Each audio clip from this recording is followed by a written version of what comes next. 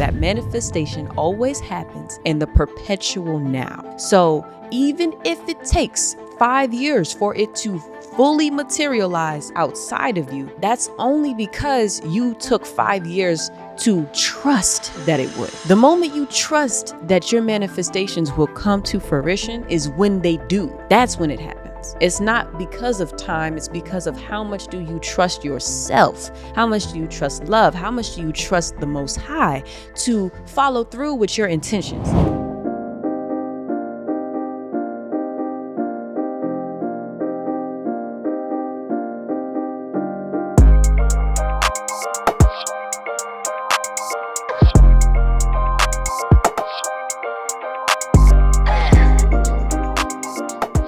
Welcome back to another episode of Women of Tomorrow. If you are new here, thank you so much for stopping and clicking on this video. Women of Tomorrow is a platform dedicated to the empowerment and the success, longevity of women everywhere. So if that sounds like you, please stay with us, watch this video, make sure you comment, like, subscribe, and share it. My beautiful guest, Estar, thank you for being here. Thank you for having me. Oh, this is wonderful. So you're just in town. You're from New York. You live in New York or what? Oh, no, I don't live there no more. Oh, you don't live there anymore? No. Okay, I saw the number. Huh? I saw, isn't your Yeah, number? Okay. yeah, that's going to change. Okay. That's going to change. So do you live here now? No. Okay. No, I Where- don't live out here either. Where are you from? Where do you live? So I'm actually from a constellation, a Sirius A constellation. And I'm back to do some foundational work to build out the new earth because a lot of our ancestors have prayed for the end of the old ages. Mm-hmm. And so I'm here to usher in the golden age. The golden age. Mm-hmm. The golden age are we already here? Oh, well, I'm in it, baby. Okay. So, you know, it starts with you. It starts with you. What Jill Scott said, she said, living my life like it's golden, living my life like it's golden, golden, golden. Yeah. You just got to be in it. You just got to be in it. So that's kind of reminds me of how when we talk about heaven and hell, it's like heaven and hell is in you, wherever Absolutely. you. Mm-hmm. Okay, this is deep. Now, I want to kind of start, because I have questions, but what would love do? That is the name. That is the name of your foundation, organization. Yeah. I love that because one of the things right now that I'm personally learning is when I'm thinking about righteousness and living righteously, it's like, okay, well, there's so many ways that society kind of paints what's righteous or morally correct or incorrect. And I'm thinking, I was just reminded, like, there's just love and there's just fear. That's kind of, it resonated with me. I'm like, okay, so if I'm living with love, through love, and acting and being through love, then that's where I want to be versus doing things out of fear. Yeah, absolutely. You know, we have a slogan. It's stop, breathe, and think, what would love do? Okay. And that's something that we want to tap into at all times, especially when we're battling with fear. And fear shows up in so many ways. You know, we have depression. We have, well, the lowest frequency of them all is shame. Shame. It actually vibrates the lowest on the emotional frequency chart. So when we tap into that, shame is actually created through sorrow. And that's why they want everybody sorry. They want everybody apologizing for everything. So if you notice when you're out and about and you're connecting with different people, maybe they bump into you, they say sorry. You know what I mean? Or they talk and they mess up their words, they say sorry. Or they didn't hear you, they say sorry. So what happens is that starts to program people to constantly be sorry. But what is sorrow, right? Sorrow is the frequency of a deep lack of loss. It's a lack of it's a deep sense of lack and loss. There we go. It's a deep sense of lack and loss. And so when we tap into sorrow, we constantly feel regretful of our own actions, which then creates shame. And so now we're reprogramming that and we're saying, instead of being sorry, because oftentimes we will do things out of pain, because a lot of us are coming from, you know, abuse in our bloodlines, neglect in our bloodlines. So we have pain in our blood. So when processing that, our request, and we're asking for people to just stop. Instead of acting and like taking action from a hurt space or from a space of confusion or from a space of anxiety, anger, fear, whatever the case may be. And it's all just renditions of fear, right? We're asking, just stop and then breathe. And so we're actually going to schools. And just yesterday, we were at the YMCA. We were with 3 different groups of children, and we were facilitating breath. And we were teaching them different breathwork techniques that they can use so that they can emotionally regulate themselves. And yeah, so that's really, and then it all comes back to where to love, right? To think, what would love do in this moment? Like if somebody pisses you off, or you're having an argument, or you get into an altercation with someone, or you're triggered, and you can get triggered by anything, especially when you're traumatized, right? You have to stop, you have to breathe, and there's a breath work for that. You know, that's where being emotionally like intelligent comes in. Like, okay, am I feeling anxious? Am I feeling sad? Am I feeling angry? Am I feeling confused, overwhelmed? There's a whole list. It's not just the primary, emotions that we think. And so there's different breath works that we can use. And then asking yourself, what would love do? And love is like, and I like to say that love is neither good or bad.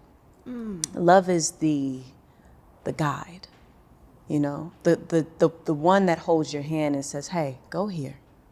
Can I ask you a question about love? Because I know that a lot of people, when I hear them talk about love, they often come to this unconditional love, and out of love I stayed and neglected myself, or out of love there's like this sense of self-sacrifice when it comes to love that I hear people talk about all the time. So I kind of want to get your view or knowing of love. We use these affirmations to then water us, essentially, because we're all plants. I like to think we're plant people. So with the affirmation of what would love do, because we're affirming the statement, and then that becomes a response, and the response comes inwardly first, and then it becomes outwardly, because the love starts to emanate from you. So then when you start asking yourself, what would love do, you get clarity. So to expand on what you just asked me, I think that sacrificing, because I just had this conversation with the children at the YMCA. One of the brothers said, I'm not a lover. He said, I'm not a fighter, I'm a lover. And then another child, he says, well, sometimes you got to fight for love. And I said, well, what does that look like? Right? And then he said, well, it's sacrificing. But what are you sacrificing? And somebody said, well, I'm sacrificing myself to become a better version of me. Now, yes, I did elevate that statement, but that's essentially what he said, right? And that's what I think the real sacrificial love looks like. I don't think it looks like you neglecting yourself or abusing yourself for the benefit of someone else so that you could be like, oh, I love you. Look what I did. Like, I took my time and I really pulled up. I gave so much of myself to you. Like, you know what I mean? But that's not really the essence of what love is. I think love is it really is something that you conjure, that you develop inside of you. So, and recently, I realized that a lot of us have desires. A lot of us are longing for love because we have deficits. We have these pieces in our childhood where we were neglected or abused. And so now we're like, well, how do I love myself? I wasn't taught how to love myself. So then we go into relationships and we're like, hey, you're supposed to love me. You know what I mean? So you can't leave me, because if you leave me, that means you don't love me. But then also, because of our construed idea of what love is, we'll have a tendency to get in relationships. And then even if there's neglect or abuse, we condone it. We're like, well, okay, at least it's not as bad as what my parents did to me. Or at least you're still here. At least you still talk to me. At least you still act like you care, And so we settle for the bare minimum, but that is only because you're lacking love inside. And that's why we have to ask ourselves. We have to stop. We have to breathe. We have to think, what would love do? Like in that moment, love would be like, hey, how can I love myself more? How can I love myself more? Because clearly I'm looking for love outside of me. And sometimes that looks like a person or a place or a thing saying, Yeah. well, I need these things to make me feel like I love myself. Like I need to get the new Jordans, or I need to get this like designer dress, or I need this person to love me to feel like I'm worthy of love, right? Or Yeah. I need to be able to travel to all these places and be able to share it with the world for me to feel like I love myself. But the truth is, it's like loving yourself is really, it's about intention, it's about action, and it's about devotion. So it's something you have to wake up every single day and continually do. And so, yeah, the affirmation sticks with us. The affirmation sticks with us. Yeah. Going back to the golden age, and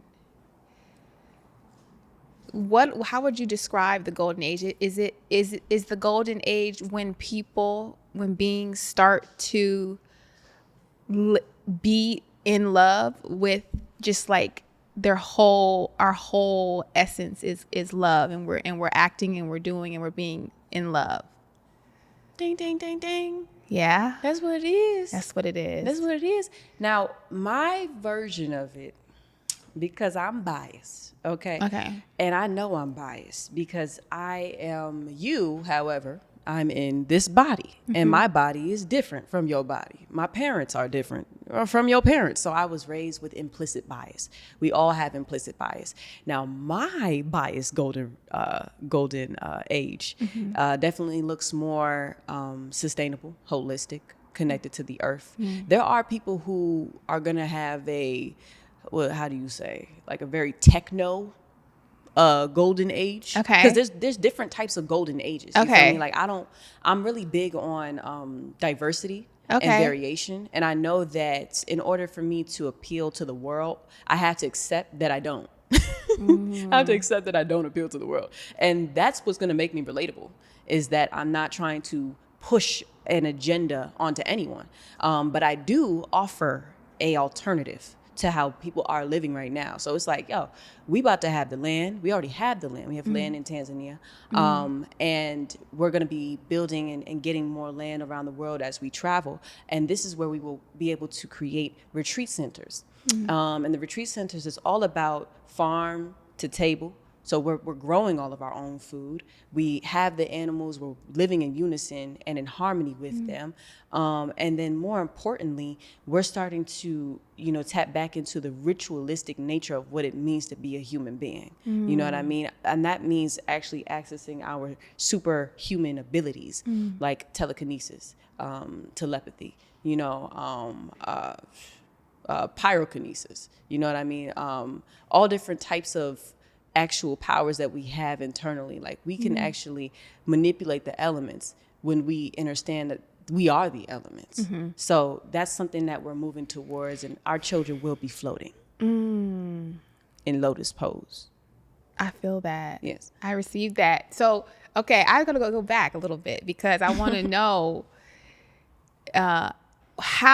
when did you arrive here in the golden age, or even in the seeking of what is not like being perpetuated in modern society, like the typical? How did you, when, how, what? When, how, what? I got 3. Got you. Okay, so when I was born, I'm an angel. I'm here to provide a new angle. That's what angels are. Devils are individuals that provide new levels. And so I'm an angel because I'm here to just offer another point of view. And my whole birthday is a synchronicity. I was born on 1/11/22.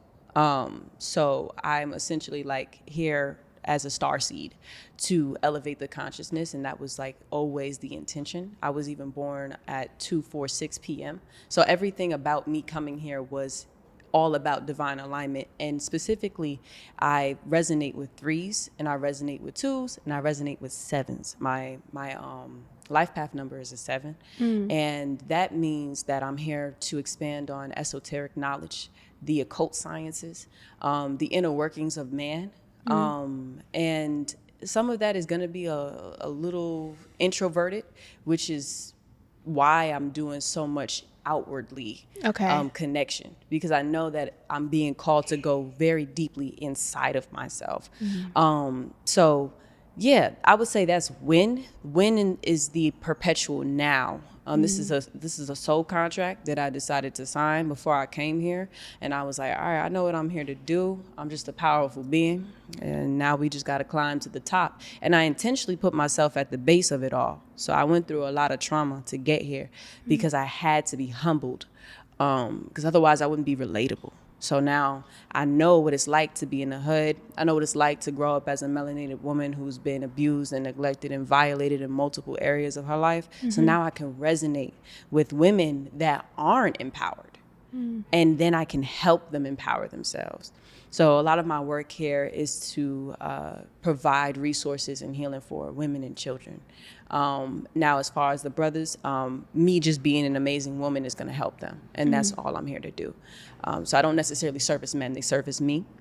And if they don't want to service me, then they don't have to. You ain't the man for me. Yeah, it's just that simple. Yeah. You said when, what? I feel like I answered. When, where? Where? Or no, did I say where? You said where? Okay. Yeah, you answered. Yeah, I feel like I answered. That was a really multidimensional response. So you feel as though you're relatable. And at the same time, no people relate to you being an angel here on earth. Oh yeah, there are so many angels out here.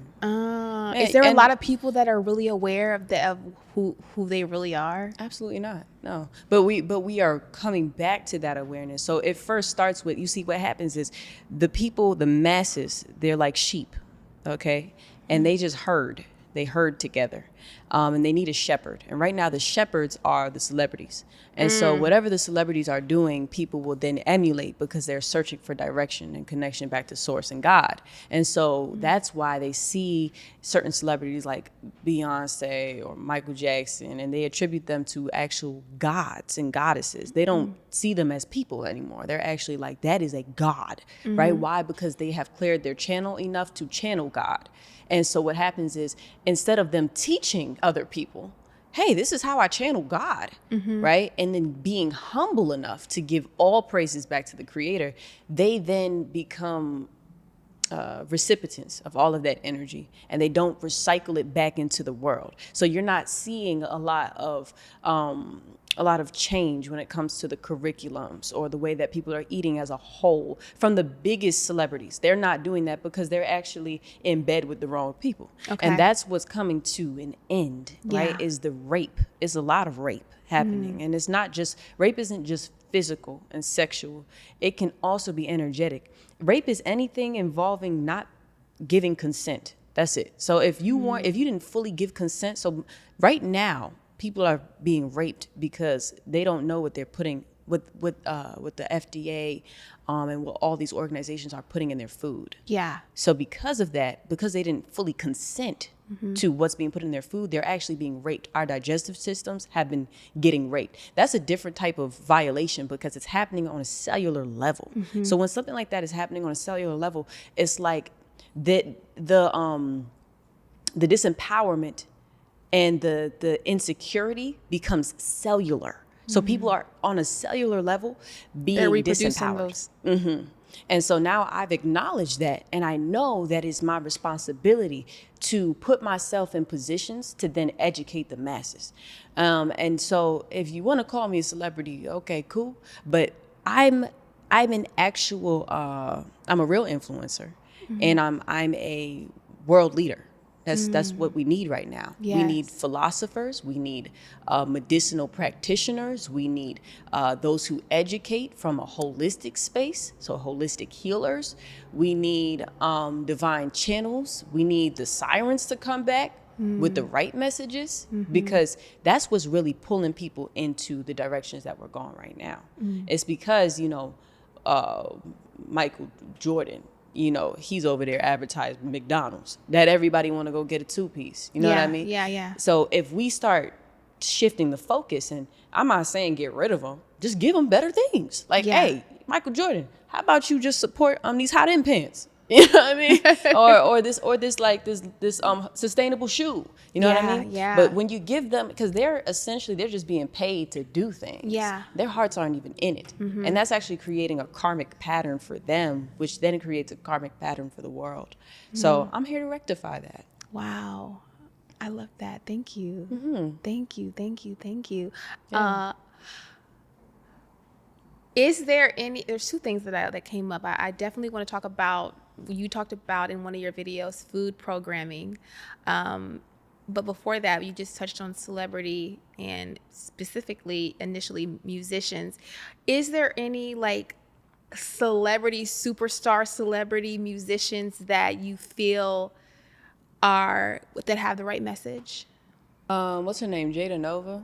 I like her. Janae Aiko. I feel like she's doing some really intentional stuff right now. And I'm gonna keep it a buck though, because I'm so deeply inspired by myself and my own expression, and I know that I'm here to build an empire individually. I tend to pour a lot into my own artistry. So right now I'm making a lot of music, and I'm listening to myself primarily. Okay. So I'm not really, but Londrell. Okay. I would say Londrell. I would also say Tone Levels. I actually just did a collaboration with him, and Tony Jones did a collaboration with her as well. Nice. So that's like, if I am connected to another artist, it's because we're gonna make a song. Got it. So that's what I'm focused on right now, is how can I elevate the frequency. So I do have music out. If you don't know, now you know. And so you can find me on all streaming platforms by the name Estar. And I'm about to make a debut because people primarily associate me with yoga, which is lovely. I think that's a great message. Yeah. However, the yoga to many people that I do seems unattainable. Because it's like, how are you putting your leg behind your head? And you know what I mean? So they're like, I want to do that, but where do I even start? And the truth of the matter is, I'm not too big on teaching it. Okay. Because it's a little tedious to me, but I will sing it to you. And I'll sing it to you in depth for long periods of time, because I feel like that's the biggest way to get to the masses is through vibration and frequency. So I'm really here on the music tip. Okay. You know? I love that. Yeah. I love that you say like you put it into you. You put your time, your intention and things into you. Because I feel like that is where, that's where you have the most like harmony, right? Like going into you and then letting it spill out and project onto us or to the people around us. And then we have to do the same work for ourselves. So that's a big thing for me, because I struggled and I'm overcoming feeling the need for my existence to be about others. And am I showing them the right amount of time, attention, love? Am I there for them? Am I supportive? Am I loyal? Like all those things. And it kind of points me back to, I don't know if it's a self-worth, self-identity, or just some program that I've had for so long that feels like you're good as long as you're in service of others. But Tony Jones was here, and she sat there and she said, I realized that my biggest service to the world is myself, like pouring into myself. I'm not quoting her. I'm not quoting her, but it's just like, okay, figuring out what it means to be of service and where that starts. It doesn't always have to be like you're just this humble, being that you don't pour into yourself. You just give. And the service can start with yourself. That's where it starts. Itself. Internally. And I say just be who you be. Just be who you be. That part. Just be who you be. You know what I mean? And I think that's the best thing you can do. Let's talk. I want to talk about what you said. What would love do? Like the first thing that you tell people, you say, stop. What is it? Stop, breathe. And think. What would love do? And think. And in the world today, there's so much focus on how quickly you can get somewhere, how quickly you can get this amount of followers or this amount of sales, or, Yeah. you know, are you like child stars or praise? Was like, dang, they found their purpose so early and look what they're doing. And no one's really looking at the aftermath of all that rat race going so fast. How did you, or can you lend like your perspective on the luxury of being slow, taking your time? For sure. I have a song called Feel, and it literally goes like this. Slow down, be still, feel your soul, your gold. Your goal is attainable. And I think that's the biggest reason why people speed up so much.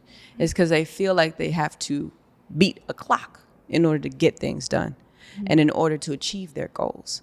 And that's why I made the song Feel, because I was like, I felt that internally. I felt like I had to speed up. Like as a child, I was forced to be older than my age, which I do appreciate in retrospect, because it has allowed me to excel and at an accelerated rate. You know what I mean? So I'm able to acknowledge that and appreciate it. But at the same time, in retrospect, I could see how being a child is so important for all of us. And it really doesn't matter how old you are, because in essence, we are all children. We're the children of the earth, and we are the children of God. And God is whatever you want to call it. I like to call it the Most High, because it's a conglomerate of everything, in my opinion. You know what I mean? I think it involves the trees, the breeze, the water, the oceans, the bees, you and me, everything. And so with that being said, I feel like slowing down and living in that simplistic way of just breathing and knowing that it will be done. And one of the laws is correspondence. So, you know, as above, so below. As within, so without. So cultivating it within you first, and then watching it birth around you. You know, I'm sure that the space that you've cultivated and everything that you've done was first a thought. Because I know for me, everything that I've done was first a thought. And then I wrote it down. And then that made it, please write things down. Get your journals, write things down, please. Write it down, because there's so much power in that. And so right now we're digitizing everything. Yeah. Which, okay. But that could get lost. You know what I mean? On hard drives, and it can get lost. But when you write something down, that's your essence embedded in every movement of the pen. That's something that cannot be replicated with the same authenticity ever. So that's why every contract they make you sign it, because that's actually your soul expressing itself through literature. And it doesn't even need to be literate. Note how any signature can look any way. It's the fact that you wrote it. That's what makes it valid and legitimate. And that is how it works with manifestation. When you write it down, it becomes valid. It becomes legitimate. So I'm very big on keeping note of things, actual physical note. I always have a journal on me, just in case I gotta write something down, manifest something real quick. You know what I mean? Yeah. But the manifestation process always happens in the perpetual now. And that's something that I want everybody to acknowledge, is that manifestation always happens in the perpetual now. So even if it takes 5 years for it to fully materialize outside of you, that's only because you took 5 years to trust that it would. The moment you trust that your manifestations will come to fruition is when they do. That's when it happens. Yeah. It's not because of time. It's because of how much do you trust yourself? How much do you trust love? How much do you trust the Most High to follow through with your intentions? So you set your intentions. And then there are actions. You have to be actionable, right? You write it down, and then you take the necessary actions. Like even with me building up this platform, it was once an idea. You feel me? I said, I am the singing yogini Estar. I'm traveling the world, and I'm inspiring hundreds of thousands of people on a daily basis by way of my content creation, by way of love and my music. And so now it's happening perpetually at an accelerated rate because I also was told to let go. To let go of what was holding me back from this. So if you are feeling like, okay, I got to move fast, that's only because of anxiety. And anxiety is telling you that, really anxiety banks off of what's going to happen next. So asking yourself that question is never really going to help you. Instead, grounding yourself in the present moment of, okay, I'm here right now, which means I've already done it. Whatever it is that I'm calling in, I've already done it. It's been done. Ashe, aho. Move on with your life and let it go. Whew, yes. So another two things that popped up. I want to get back on the anxiety thing because I believe that is like such a common word now. Everyone is claiming it. Everyone is identifying with it in some kind of way. I mean, not everyone, but so many, the masses, like you kind of said. But before that, you just spoke about your platform and how you manifested it. You spoke it, you believed it, and it's here. If you had advice to give people who are just wanting to build their own business, build their own way of making money to survive or live or thrive,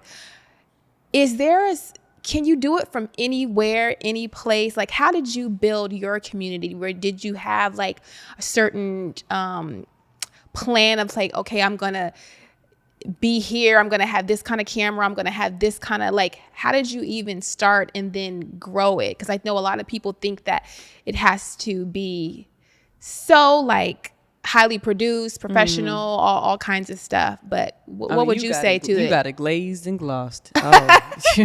You know what I mean? But we don't need all this. Like, you don't need it, but it look good. You though. like it? Okay. It look good on it for sure. Anyways, but yeah, I think I'm actually going to drop a course on how to expand and build your following because I realize now that my content creation skills are high tier. Yeah. Okay. Yeah. Quality. Okay. And it's really just, you really have to tap into psychology. I actually went to college for psychology. Okay. But then I dropped out as soon as I possibly could. It was ridiculous. Yeah, I was like, I don't know how y'all are doing this. It's ridiculous. And then I decided to be a yoga teacher. Anyways, but that's neither here or there. When it comes down to the psychology of people that are watching social media, you really just got to know that you got about 3 seconds on these reels. You got about 3 seconds to reel people in. Okay. Yeah. So most people are easily swayed by books, looks, and hooks. Okay. Boom. So if you want to catch people, books, that means information. Offering a service of information. Okay. That's really going to tap into a large portion of people that need to learn something. And a lot of people are on the web because we are in the age of Aquarius. Okay. So we're looking to learn and expand our information, whether you know it or not. That's something that everybody's trying to do. Looks. Do you look good? Okay. If you don't look good, then you can't really bank off of that one. But if you look good, get glossy, look good, because people will stop because you look good. And they will like it because it looked good. And me putting my feet on my head, I mean, dang, I already got that like, you know what I mean? It's like, how many people could really do that? And how many Black people could really do that? So now it becomes whatever it is that makes you different, makes you look different. Do that. Okay. If you, now I did have a moment of hypersexualization as a woman because of trauma. And I've noticed a lot of women are in that area of like wanting to reach a lot of people. And so they're doing it with their bodies, their breasts and their butt and their legs. So I get it. I'm not going to lie. However, that's not going to produce the results that you want, because it's easy to build a following. But if you want to build an intentional following, you actually have to be intentional with your content creation. So I say lead with your essence as opposed to your physical body. So how does your essence look? Because not everybody has a appealing face, you know what I mean, to the masses, because we like symmetry. That's the psychology of man. We do like symmetry. We like to eat things that are symmetric. We like to look at things that are symmetric. It actually appeases the mind. We like when colors are symmetric, light is symmetrical. That's what we attribute beauty. We're like, oh, that's beautiful. Yeah, because it's geometrically symmetrical. And we're like, ooh, your eyes are in line with each other. Like if one of your eyes was lower than the other, I'd be like, oh, okay. Let me figure out who you are, because I'm gonna be honest with you, your left eye is sagging. You know what I mean? But we don't want, you know what I mean? So that's something that we do think about as human beings. So symmetry, you know what I mean? And last thing, we got books, looks, and hooks. You need to hook people in. So the way you hook people in is one hook, and I like to do it often, and I just made you cackle. Cackling is good. Making people laugh, because people are looking for dopamine hits. So if you can get people to laugh, then you already got them. Now they are interested. You got a personality, and they're like, wow, that takes creativity. If you're not naturally funny, then another way that you can hook people would have to be with something that's surprising or out of the norm. Like, I didn't expect them to do that. You know what I mean? Maybe a transition that's surprising or out of the norm. But you have to utilize your creative essence. That is God. God is creation, right? And so when we tap into that, we can expand, grow, and develop. And that's just the 3 pointers that I would definitely tap in. Yeah, that was great. That was a little mini course. Like, I don't think no one needs to know any more than that. Yeah, I can't even tell y'all no more. Tap into the course. Yes, that's coming soon. No, I love that. Yeah, like that. Okay, like that's enough to get people started. Yes. And even like exploring like what qualities do they have, what characteristics do they already possess, so they can utilize that with. And then if not, they got to start digging and figure out what their essence is. It's about knowing yourself. You have to know yourself. Know yourself. That's like the key to this whole thing. Everything. Okay, so going back to anxiety, and you were talking about stop, breathe, and think. So many people identifying with diagnosis and these psychological terms that are not really empowering, right? And so I believe, and I know I have experienced myself, that my mood, once I transitioned into, like, I called it vegan back then, but I don't really use that word now, but over 15 years ago. And when I first switched over, I was a different person. Just my mood was different. I did not have the highs and lows of my mood. I had clarity when I'm in my thought and all that kind of stuff. So I knew right then that this is different. And how much of the anxiety that people feel, or their lack of ability to calm themselves, stop, think, is tied to the food. Yeah, like I said, cellular programming. Like when you look at what is that? Red 40. What are you eating? What is that? A crayon? You know what I mean? You got to ask yourself these questions. What is ascorbic acid? Where is that coming from? From what fruit? You know, where are they deriving the natural flavors from? Where is it? Where? If it's so natural, please, by all means, tell me. Is it from the earth? How do I know if it's natural, right? And so the FDA, they have found loopholes, even within the vegan community, which is why I also agree with that sentiment, like not even that sentiment, just that decision to say, well, I'm not a vegan. I'm definitely not a vegan, because when you look at the vegan processed meats and chips and all different, they are making everything vegan nowadays, and it's not healthy at all. No. I just recently had to do yet another detox from some garbagery, okay? And I was sitting there, I'm not gonna lie, with the hippies. They be getting me. I'm like, what's good with the hippies, man? Anyways, now I cut the chips out, cut it out, you know what I mean? I just been breaking my fast the way I usually do. Okay. So here's the recipe, y'all. You wake up, all right? You start your day with some hot fluids, okay? Ideally some tea. If you can add peppermint, that's great. I like to start with red raspberry leaf, or anything that can help promote womb healing, dandelion. So we tap in with the teas. And so once you have your tea, then you break fast with a fruit. Ideally around 12 is a good time to break fast. When you break the fast at 12, wait at least an hour, 30 minutes to an hour before you go and eat some actual food, like with roughage and fiber and things like that. And not to say that fruits don't have roughage and fiber, because you could have an apple. Yeah. But I'm saying that as in, if you're going to eat something that's starchy, very starchy or cooked, then I would really tap in and make sure that you do that towards like maybe 1 p.m. And then you have a window. So from like 1 to 8 p.m., that's a good time to eat. But once the sun starts going down, so I would even say like 1 to 6. Yeah. Once the sun starts going down, you should stop digesting food. Ingesting food, because that's when the digestion process really happens. So stop ingesting food. But yeah, like I definitely agree with that statement. Because I feel like Yeah. people can't turn their brains off, and I believe it's one thing for it to be like, yeah, your brain's moving, but you have so many stimulants, so many chemicals that won't even if you prayed, it's still active in your cells, right? That is making it hard for you to slow down. So when it comes time that they're so related, like you cannot say that you can eat and drink whatever you want and believe that you're going to have any type of true well-being, wellness. No, not when they are intentionally poisoning us and killing us.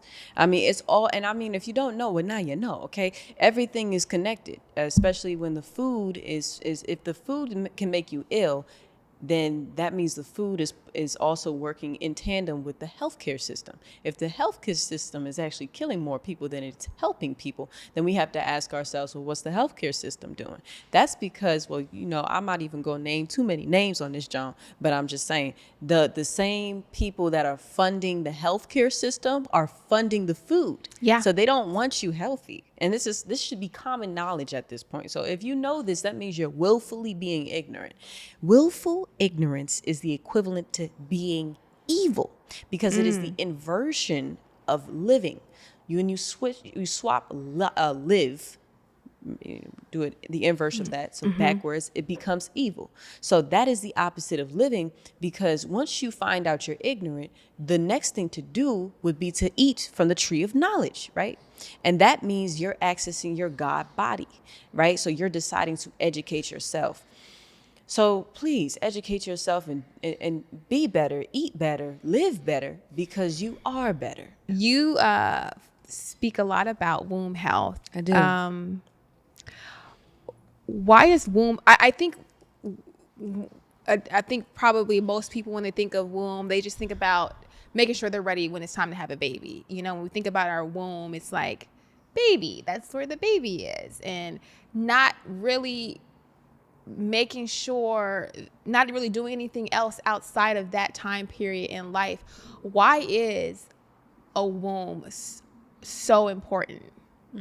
I welcome you to just put your hand on your womb space.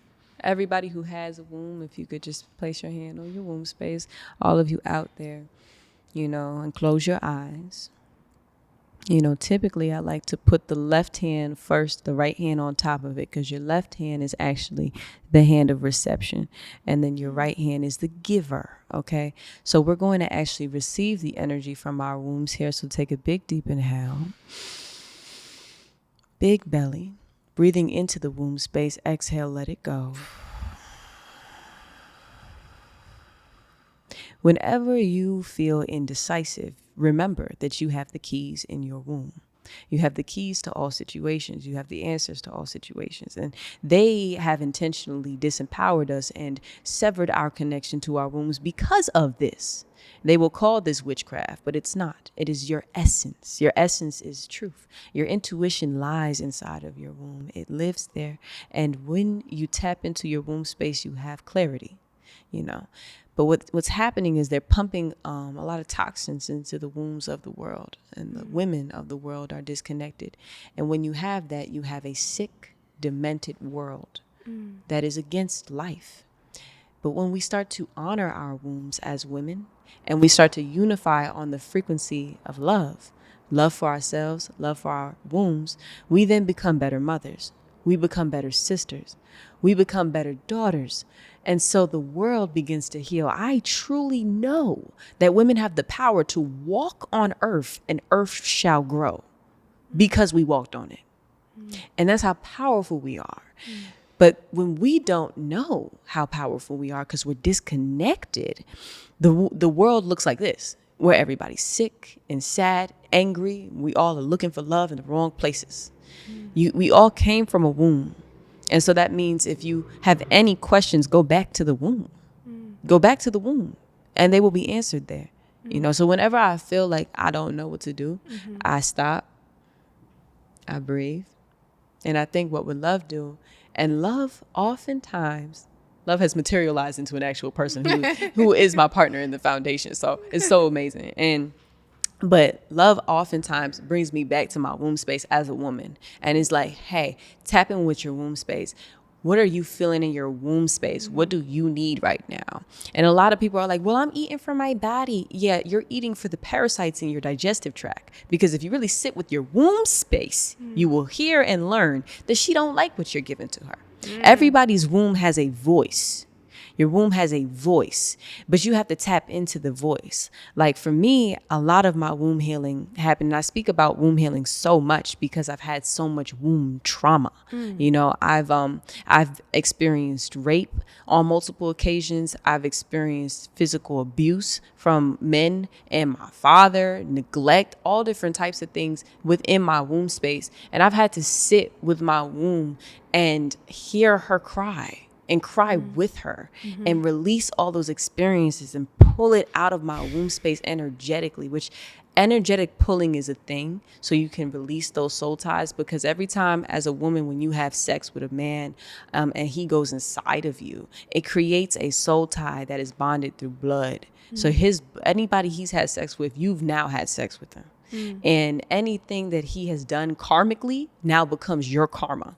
And so you have to sit there and literally heal through what he had to heal through and whatever his partners had to heal through. And that's why we have to remember how sacred we are. Like we can't just be out here having sex with just anybody, because the moment you do that, oh my, you're going to have demons on your ass. They're going to be on you. And then you're going to wonder why things aren't aligning for you, why you feel depressed and anxious and sad, and you feel like you want to go eat some garbage right now. Well, you having sex with the wrong person.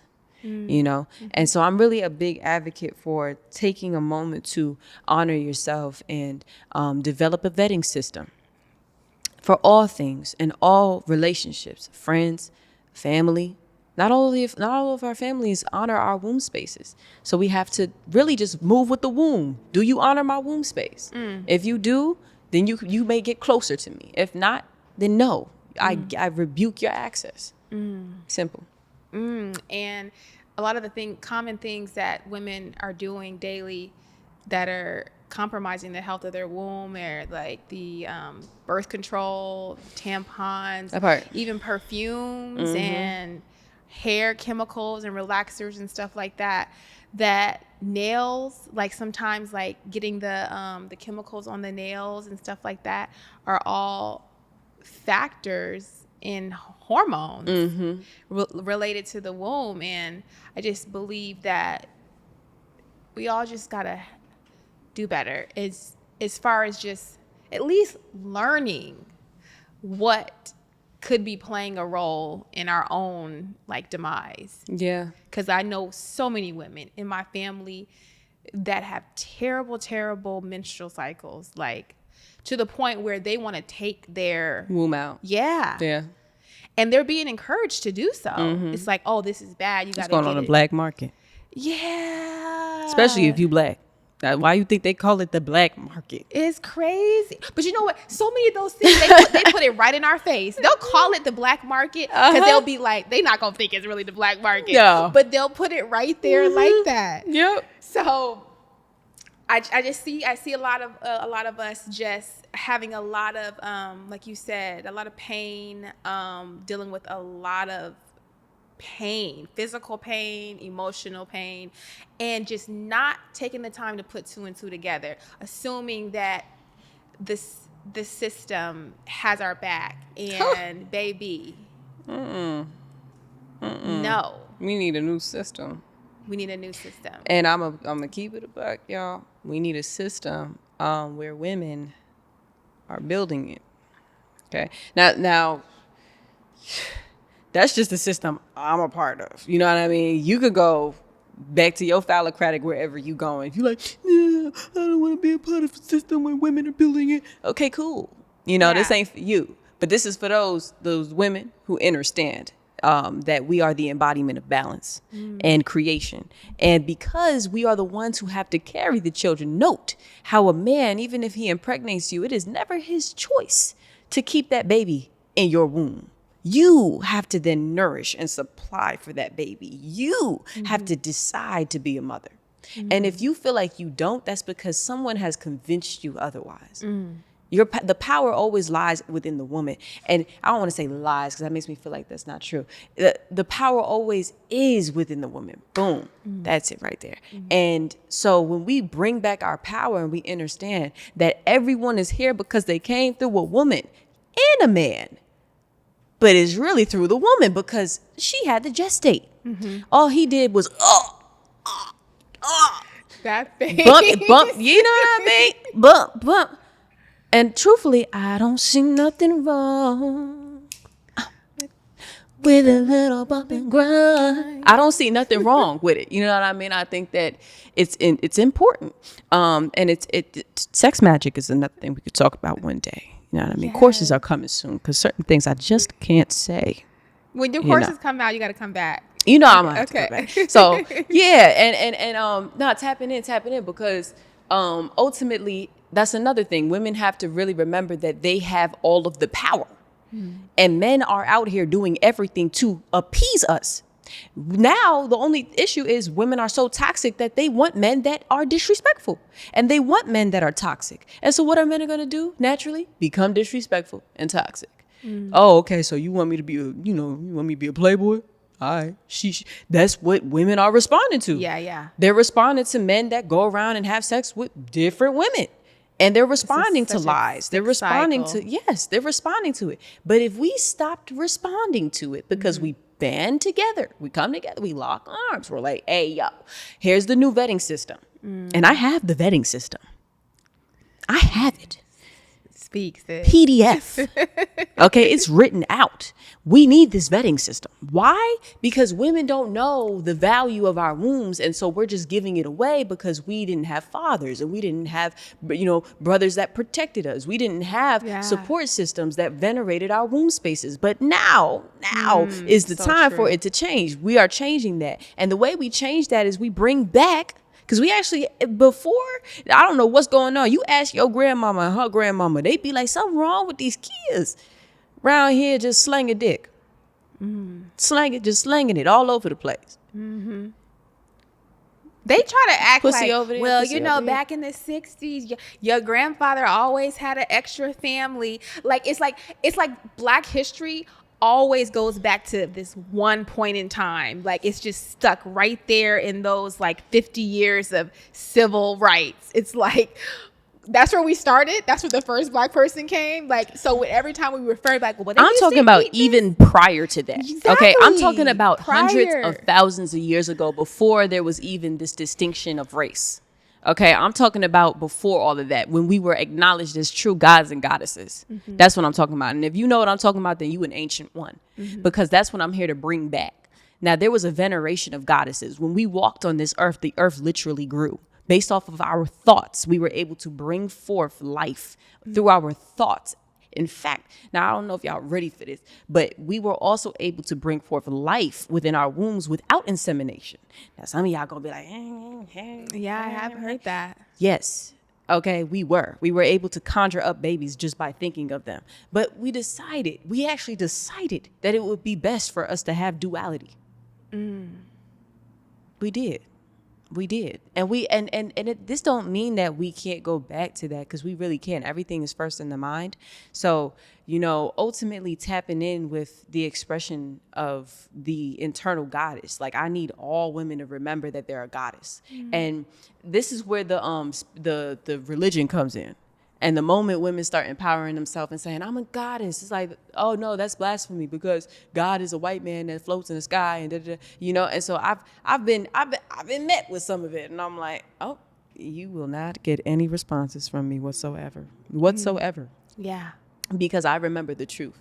And when women remember that truth, that we are that powerful, that really we are really that powerful, We change the world immediately. Everything gets shifted.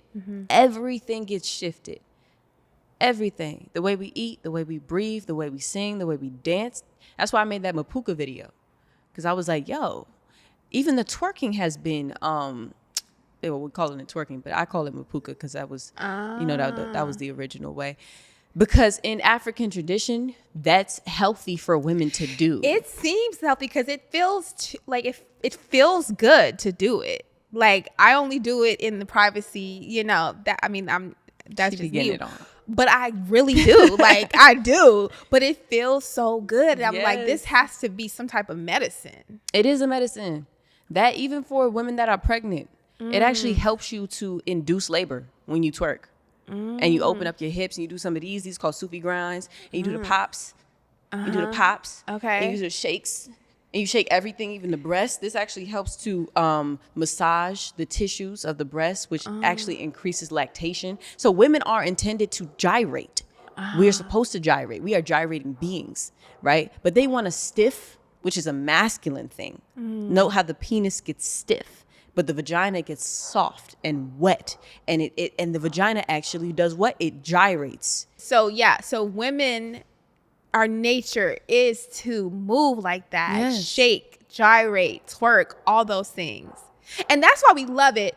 That's why we love it, but it's also been basically exploited and taken, like so many things that are natural. It's like they put a twist on it to make it for our detriment versus the medicine.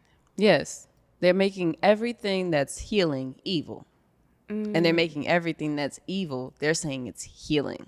And that's where you gotta you gotta develop discernment. And discernment just means to separate, right? And so when you separate the two, because as much as we talk about unification, yes. And I've heard a lot of people come to me and be like, yeah, no, so like, no, I'm really about this. I'm very spiritual. It's just, I be eating chicken and beef and I do eat swine here and there. You know what I mean? And it's only because my ancestors is telling me, okay, look. And then they be like, oh, it's because of balance. Like I had Popeyes the other day, but I prayed over it. Like what?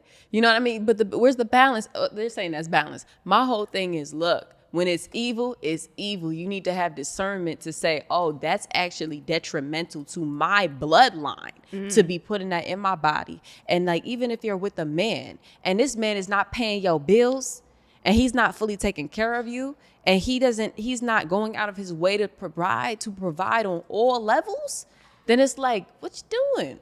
What you doing? You better than that. You are better than that. Let him be your friend. That's your friend. That ain't even your man. Because we can be friends. Just be friends. Just be friends. Be friends. Let him provide for you on a friendly level where you don't ever give him yoni, because that's the issue.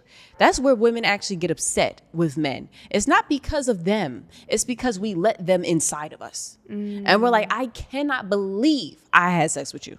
Like, and you out here moving like this. I can't believe I let you come inside of my body.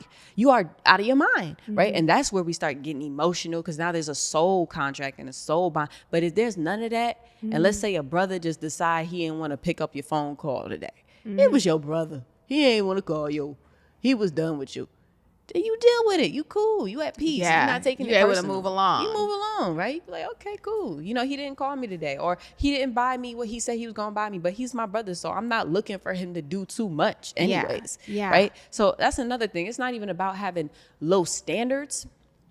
It's about you having an awareness of what you deserve. Because the moment you put your yoni in it, that's when you get involved with your mind, body, and soul. It makes sense. It makes sense, and like almost like the way nature works. It's like, because we talk about the 50-50 and a man supposed to be paying for all this, paying for this.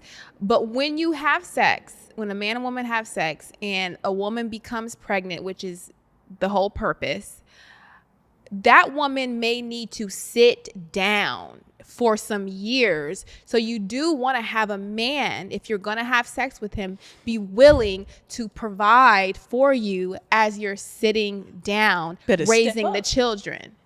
So that's what it comes down to on a natural level. Like, we forget all the I need this and that. I need Birkins. I need shopping trips. But ultimately, you just want a man who understands that is manhood. That is That their part. role when That's they the rite of decide to passage. come, with a woman and create another being. Like, she's gonna have a baby. You're gonna have to go out there and do some things while she has the baby.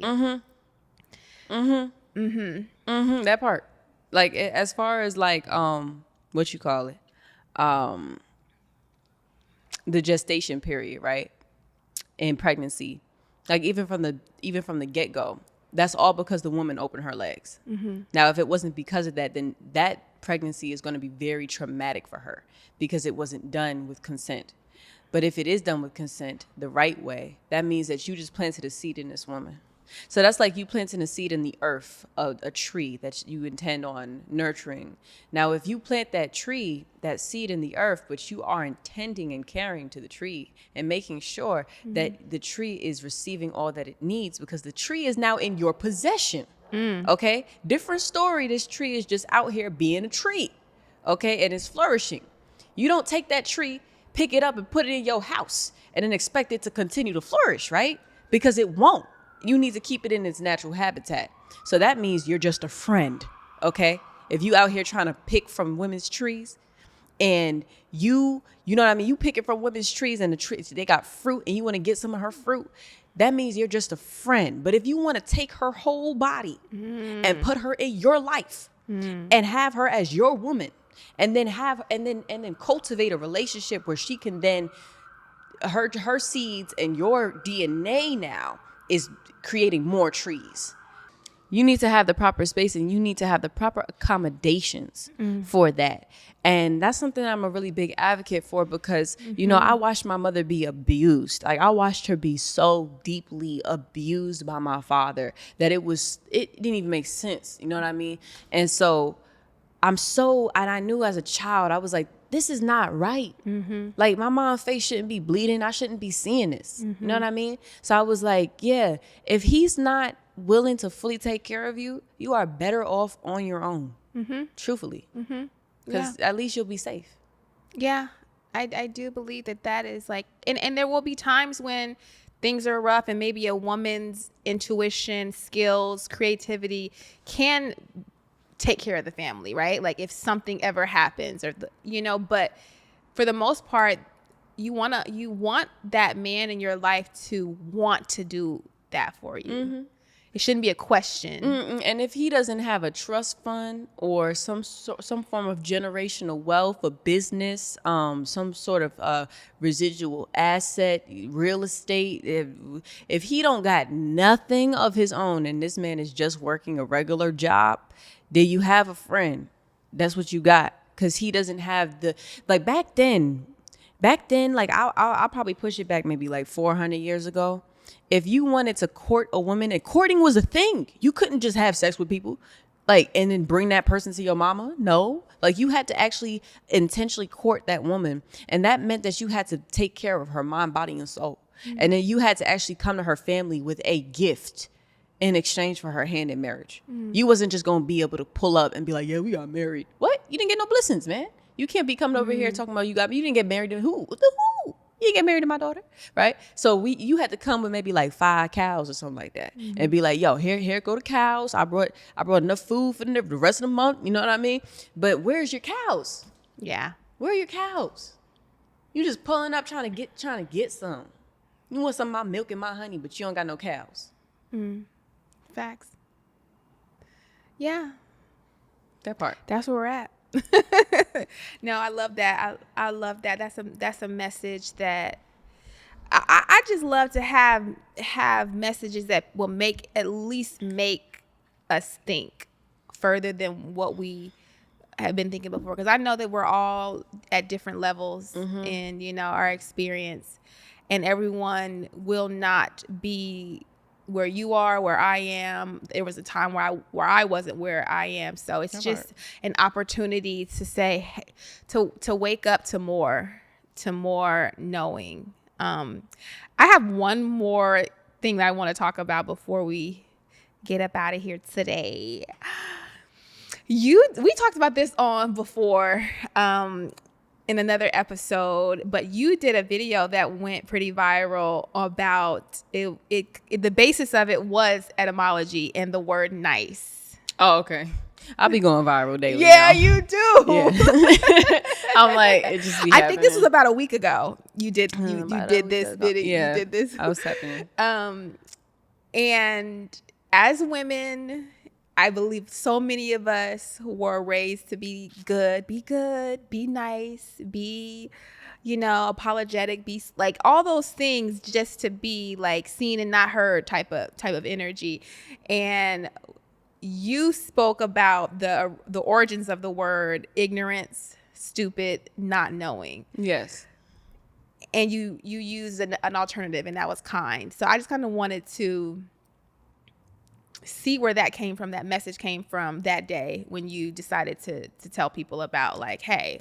So I just get downloads. The downloads come for different reasons. Like sometimes it's from an internal, all the time it's from an internal awareness. I didn't just learn that though. It's something that I was told to reiterate. I made this video a long time ago. If you like scroll down, like I actually did make a video about like sorry and why we don't want to be nice and things like that. But I was like, I got probably another 400 to 500,000 people following me now. So I'm like, let me do the video again. Yeah. So I did the video again because I was like, I just heard the call because I was like, there's a lot of people that are disempowered through their words, and I'm really big on speech. So like my last name is Radigan. And so Radigan actually means to decree. And to decree, that means of law. Right? When you look at decree, it means the word actually means of law. And so the law is what we speak, and that's what God first was the word, right? First was the word. And so our words really do program our reality. And some people, they got a gripe with English. I get it, but I am an English savant. I just really excel in this particular linguistics. I do intend on learning new languages, but for now I'm very well versed in English. And so the words that we use, they actually have origins. Etymology is the study of words. And so when we study the origin of the word, we can actually identify with the intention of the word, okay? Because that's what the universe is hearing, is the intention in the frequency. Because you could say something, but the intention is different. So people will hear it differently. Like I can come to somebody and be like, you're so beautiful. But I say it in such a plastic, artificial way that they don't even feel the compliment. You're so beautiful. It's like, what? Look, did you even mean that? Right? So there's the frequency. And then you're like, I don't even think that's true. So now it goes even deeper than that. And I mean deeper as in hundreds of thousands of years ago when the word was actually birthed. Right? So, nice. It means stupid. It means stupid. To care. It emanates from, I think, the German word "Kor," which means sick bed. Sick bed. Okay. So caring is actually something you only do for the sick. That's what they initially made the word to mean. So they got everybody out here caring for each other. That means you are literally waiting for this person to get sick, because that's what the word is creating. That's what the intention of the word is all about. It's actually fear-based. So a lot of our language is fear-based. And so I study it so that we can elevate our frequency. The same thing with like understanding, right? I don't think that understanding in itself is bad, but I think in certain contexts, it makes no sense to understand, right? So like, I feel the one thing that I know I understand would be God.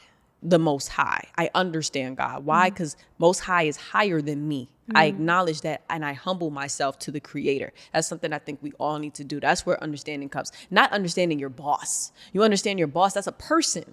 Why are you understanding that person? You understand, right? You can understand a person. And as far as overstanding, you can only overstand yourself. You don't have the capacity to overstand other people.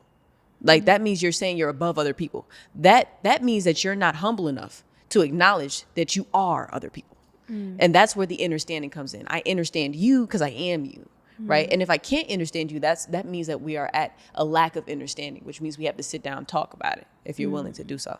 I overstand myself and my internal faculties. So I'm like, okay, I know how I overstand my body. I overstand my mind. I overstand my essence, right? And sometimes we don't overstand our essence, which means everything emanates from the understanding, right? And then from there, you can overstand and you can tap into God, by understanding God. And there's layers to this. There's so many layers yeah. to this. Yeah. You know, we're like onions.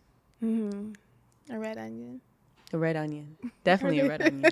I would definitely be a red onion. Or purple. Is it purple or The red? purple, it's a purple onion to me, but they say it's red. Yeah. But it's purple. It's purple. It's definitely purple. It's purple. I'm going to start saying purple. It's a purple onion.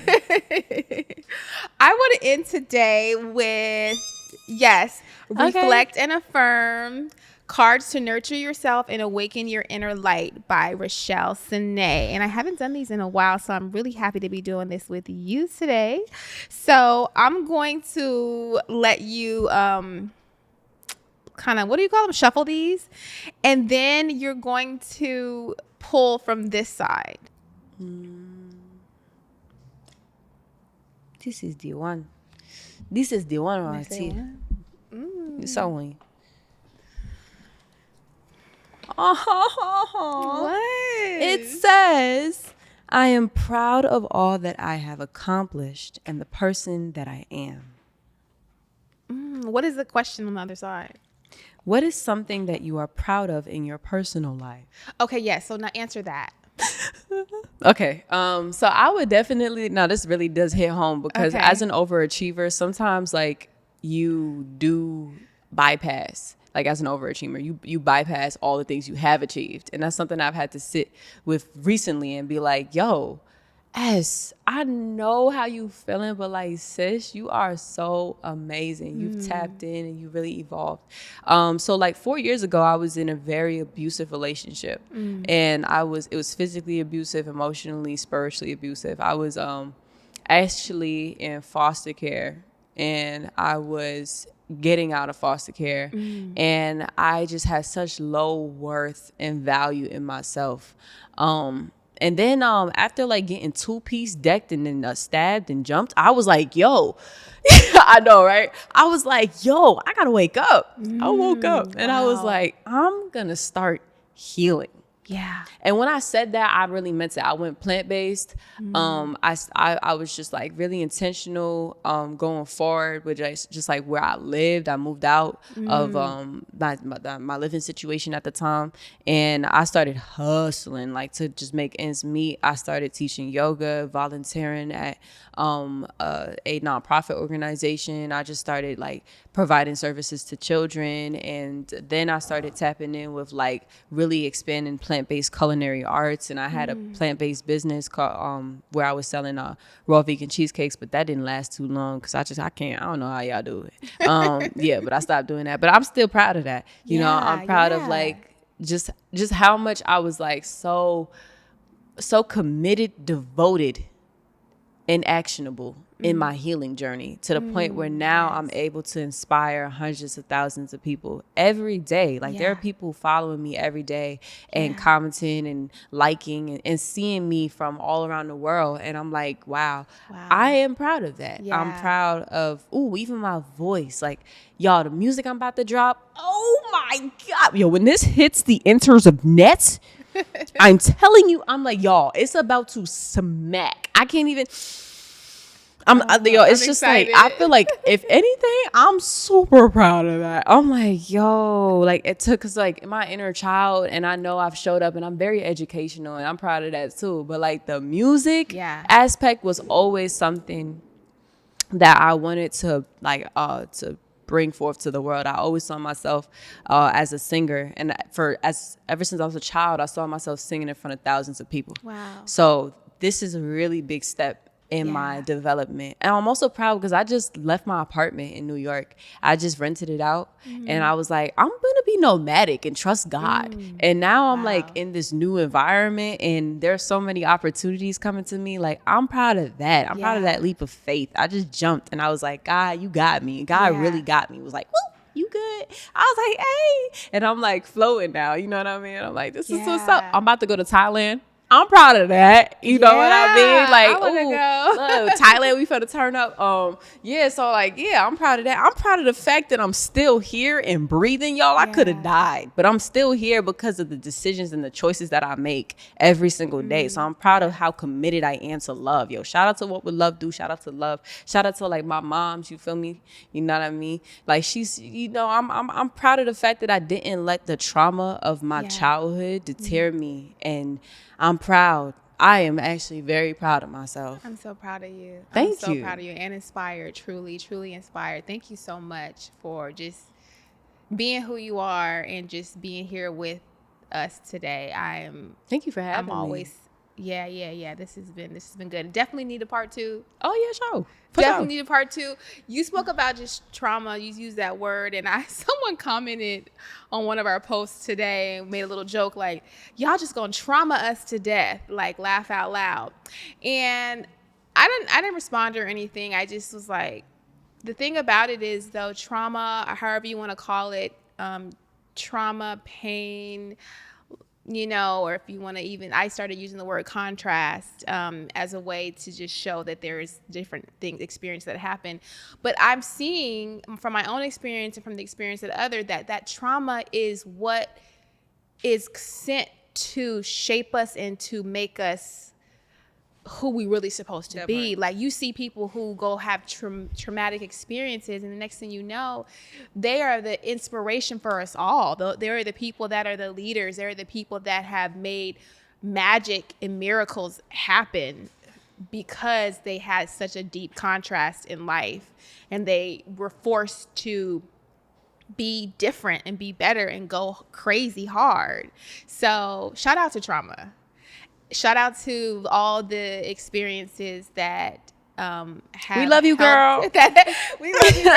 That have helped you out here traumatizing us, doing a thing, hey. but making us better, making us be here right now and holding space and inspiring a lot of people and showing up for a lot of people. So, it's not happening to you; it's happening for you. It's happening for you. I love that one. Yes. Look at that camera and just tell our audience what you have coming up and where they can find you on the inners of nets. Thank you.